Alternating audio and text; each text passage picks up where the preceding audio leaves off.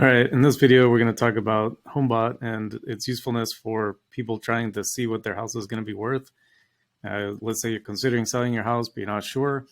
You are sure and you want to see what you can get for it. You are sure, but you don't know where you want to move next. All kinds of things can be answered with this app. It's pretty cool. It is a lead engine, so it's going to tell me that you're interested in selling. Even if you're not interested in selling, it's just cool to use as a useful tool. And I'm not going to bother you. I'll reach out and ask you if you're interested in selling and if there's anything you want or could need. But it's a real basic thing. I'm not going to hound you or anything. What I really want you to do is be able to get the most value from this, because I find it a super interesting product and it tells you a huge amount of information in a really abbreviated way. And if you're trying to sell your house and move in, let's say you have a contingency clause pending the sale of your house. So unusual circumstances are that somebody wants to accept a sale with no contingencies waived. They're going to, have a million contingencies.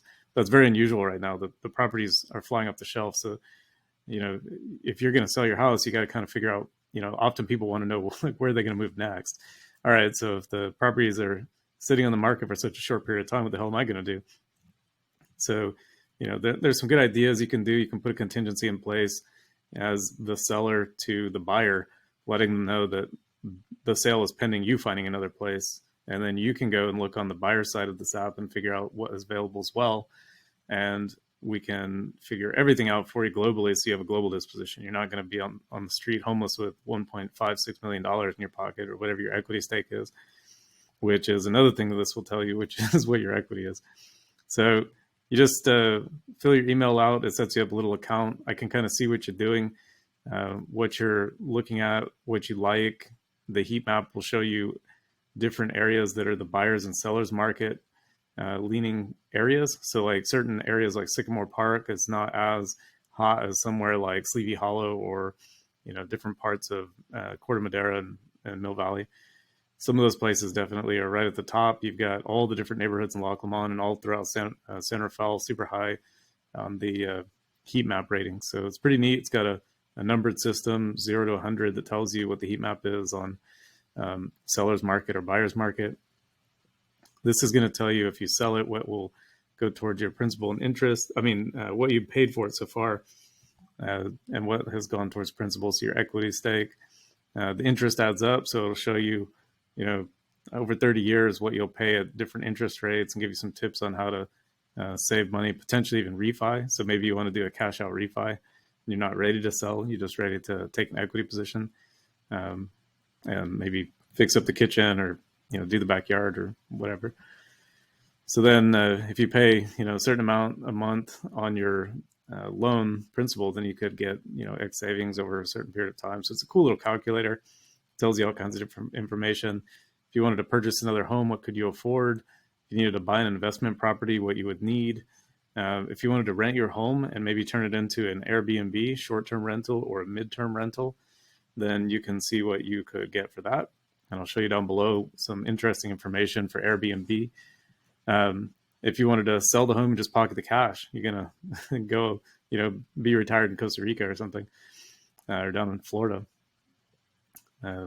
So then you've got your house is built up, equity. What could you do? You can make improvements, pay down student loans. It gives you all kinds of cool financial information. One thing about solar is if you do solar and you do it with a company that puts a lien on your property for the ownership and the payout of the solar, that's something to have a conversation about, right? If you don't own the solar, that somebody else put it on and then made a deal with you to basically collect money for the power generation, then that's going to be an issue that needs to be discussed about so that the disclosures are correct. And then if you're renting a house, what is the potential income, right? You want to do a nightly rate. You could see the number of nights that are on average the property will rent for. So if it's 40%, then you've got X, return on your investment. If it's, every single day of every single part of the year is rented, then you got 300 plus days a year that you're renting it. You could figure out, okay, so my mortgage is like $5,000. If I was to get maybe $333 a night, you're looking at, almost 10 grand. Yeah, that's a great deal. I could buy a new house for I could buy, you know, I could even maybe get a better house with these extremely low interest rates, because when I bought the house, interest rates were in the fives and sixes, and now they're in the threes and fours. So your the amount that you could apply towards your buying power now is 10 to 20% higher than it was 5 to 10 years ago when the interest rates were in the fives and sixes. So for every percent, it's like 10 or 11% increase in buying power. So now is definitely the best time to buy if you're trying to spread out your investment potential, because as soon as interest rates go up, that's what cripples it. So again, you can see, the average nights per month, often 16 nights per month is kind of a common thing. It shows you a lot of data analytics for Airbnb. AirDNA is another cool piece of uh, data-driven software, but it is very expensive and it only gives you one neighborhood, like one city. So this is pretty neat because it's free. You just put the email in, shows you all kinds of information, and then you can also go through and do neighborhood searches, and you can see all kinds of information about different zip codes and where you could afford a bigger house, and where the heat map shows the buyer's market or seller's market areas. Some places actually are a little bit leaning towards the buyer's market. If you go into Novato at this point, there's definitely some houses that are selling for a little bit less than list often, still within 30 days. So it's still a fairly competitive market. And the question everybody asks is, how do you tell if it's a seller's market? And the answer is, as we approach the 3 month mark, we're going to get more into a buyer's market. So for the moment, we're looking at, a couple of days. 5 days on market is sort of the median, and 21 days to close to 28 days to close is about typical. So you can see all this information within the app. Go check it out. Look through the information. Uh, It'll show you some cool features. And I've done another video that shows exactly what it looks like once you get inside of it. But I just wanted to show you guys why it's a good idea to set this up and how you can get the best